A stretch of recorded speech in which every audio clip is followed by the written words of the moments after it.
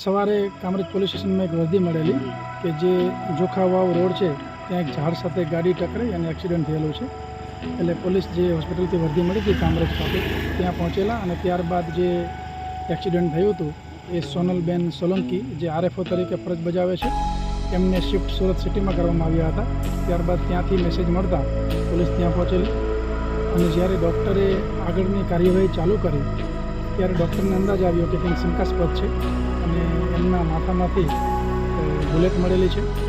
એટલે તાત્કાલિક ડૉક્ટરે પોલીસને તમામ વિગતો જણાવી.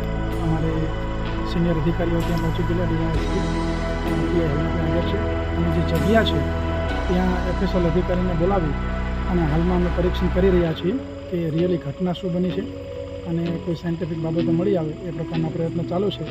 હાલ જે સોનલબેન સોલંકી જે છે એ હોસ્પિટલમાં એડમિટ છે અને ડૉક્ટર આગળની જે કંઈ કાર્યવાહી કરવાની હોય એ કરી રહ્યા છે.